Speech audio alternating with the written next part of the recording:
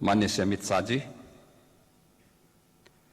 माननीय उपसभापति राज्यसभा श्री हरिवंश नारायण सिंह जी,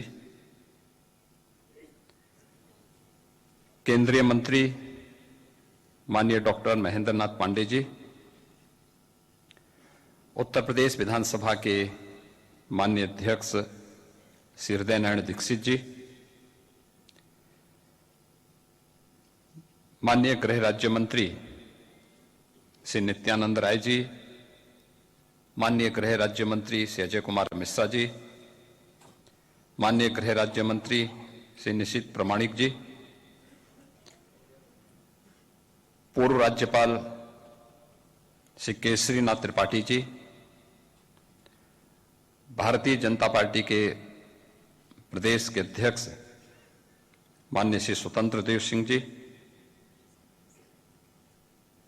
सचिव राजभाषा विभाग सुश्री अंशुली आर्या जी, अखिल भारतीय राजभाषा सम्मेलन के लिए उत्तर प्रदेश की धरती को चुना और उसमें भी काशी को।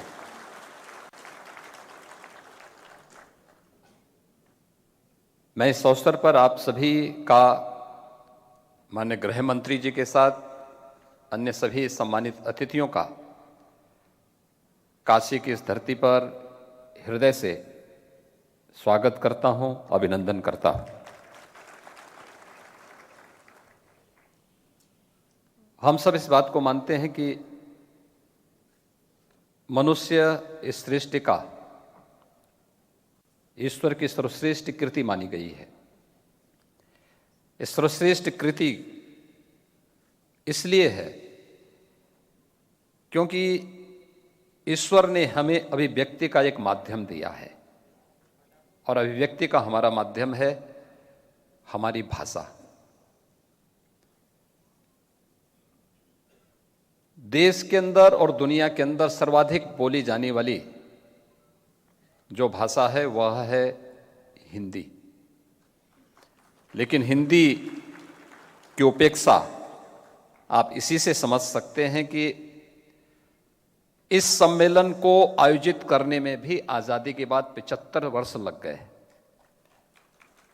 और वह भी तब जब इस देश के अंदर प्रधानमंत्री मोदी जी ने लगातार न केवल देश के अंदर बल्कि दुनिया के हर बड़े मंच पर पूरी प्रामाणिकता के साथ हिंदी में अपने उद्बोधन के माध्यम से भारत और भारतीयता को एक नई पहचान दी, एक नई ऊंचाइयां दी हैं।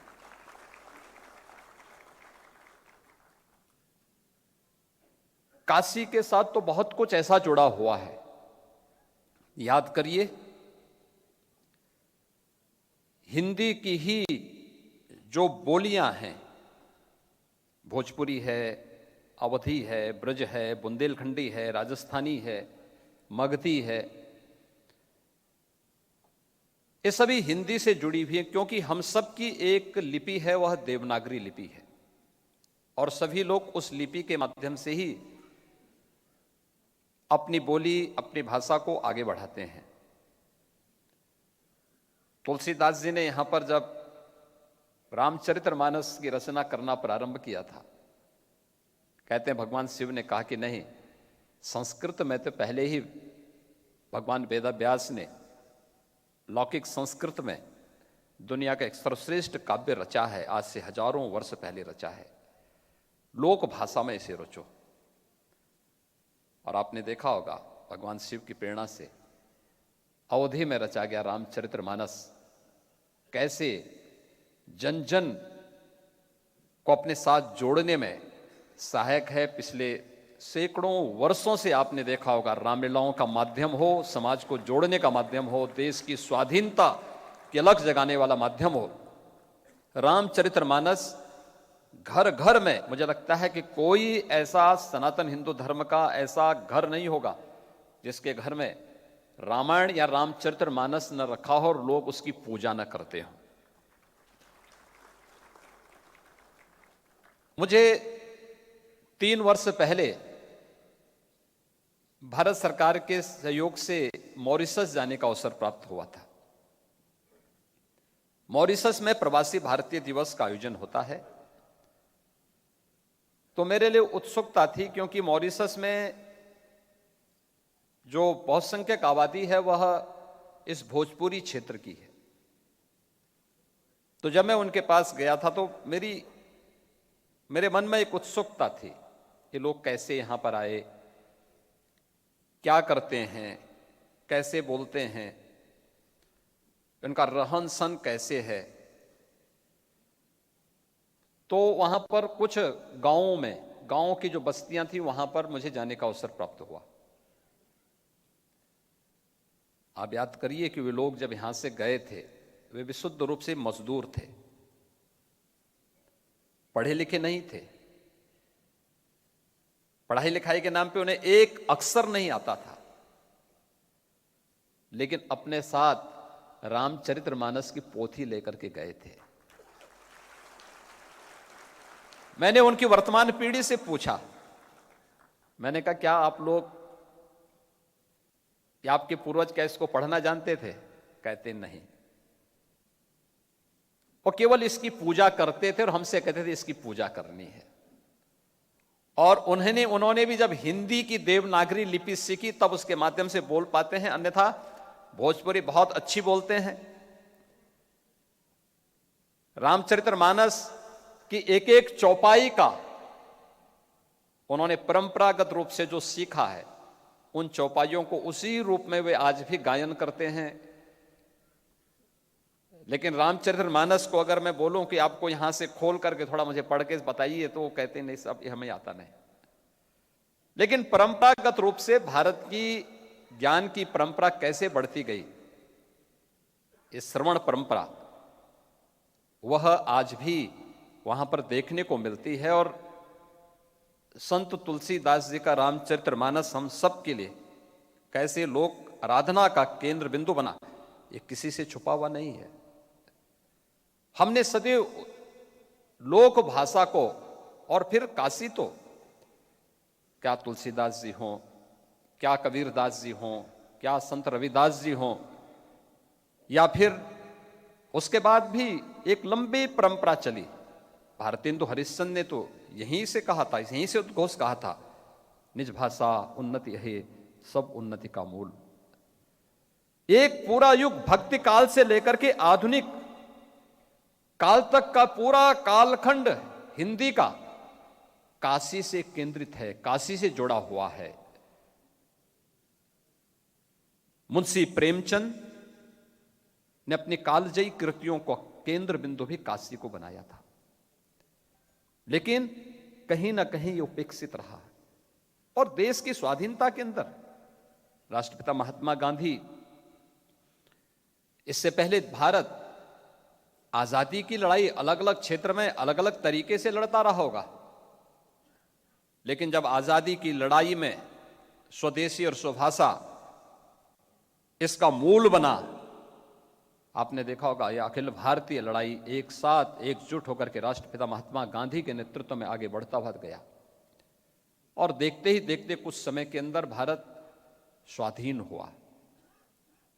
मैं आभारी हूं माननीय गृह और सहकारिता मंत्री माननीय श्री अमित शाह जी का, कि आजादी के अमृत महोत्सव वर्ष में अपने पूर्वजों को और अपने स्वाधीनता संग्राम सेनानियों को, इससे अच्छी विनम्र श्रद्धांजलि हो ही नहीं सकती कि हम राजभाषा को सम्मानित करते हुए इस प्रकार के भव्य आयोजनों के माध्यम से, अनेक सत्रों के माध्यम से कैसे हम पूरे देश को जोड़ने वाली जो हिंदी है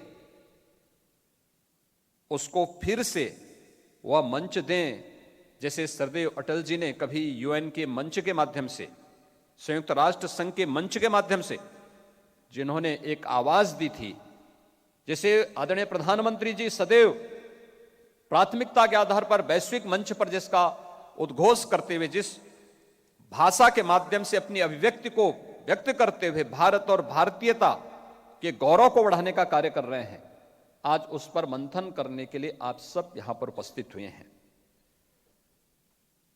मुझे बताते हुए प्रसन्नता है कि उत्तर प्रदेश शासन इस दिशा में लगातार प्रयास कर रहा है। और उत्तर प्रदेश में हमने हिंदी संस्थान के माध्यम से जो विभिन्न प्रकार के अपने कार्यक्रम प्रारंभ किए हैं, प्रकाशन के साथ साथ इस क्षेत्र में शोध की, लोक गाथा, लोक परंपरा को आगे बढ़ाने के साथ साथ उन साहित्यिक कार्यक्रमों को एक नई गति देने के साथ साथ प्रदेश के अंदर पुरस्कारों की भी एक परंपरा प्रारंभ की। भारत भारती पुरस्कार हम लोग 8 लाख रुपए का प्रदेश के अंदर उपलब्ध कर देते हैं।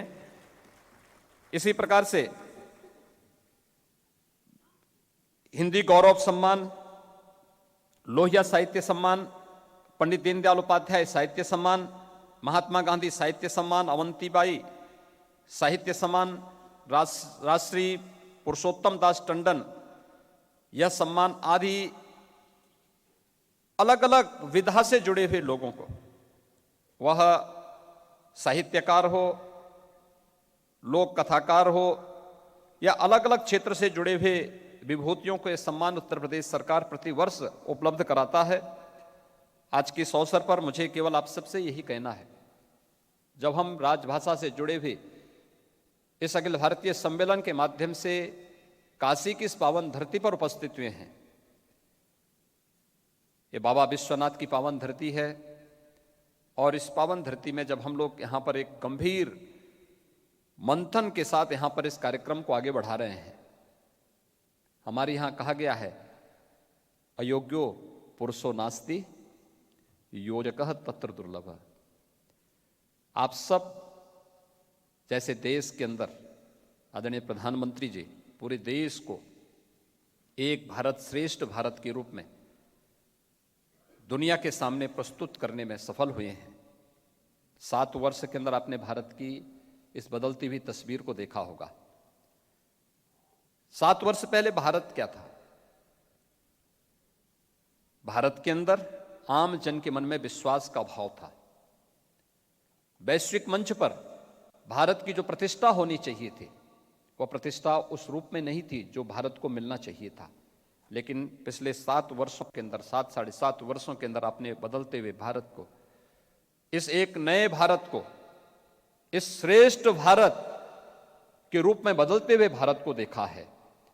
तो स्वाभाविक रूप से हम सब की भी जिम्मेदारी बनती है, देश के अभिभावक के रूप में, देश के संवैधानिक प्रमुख के रूप में, अगर पूरे भारत को एक भारत श्रेष्ठ भारत के रूप में प्रधानमंत्री मोदी जी उसका माध्यम हिंदी को बनाते हैं, लोक भाषा को बनाते हैं, तो आज हम सब का भी दायित्व बनता है कि हम भी अगर अपने अपने क्षेत्र में योजक बनकर के कार्य करना प्रारंभ कर देंगे, कोई कारण नहीं कि जो कार्य आजादी के तत्काल बाद होना चाहिए था, अब आजादी के अमृत महोत्सव वर्ष पर ही हम उस कार्यक्रम को तेजी के साथ आगे बढ़ा पाएंगे, तो अवश्य सफलता प्राप्त होगी।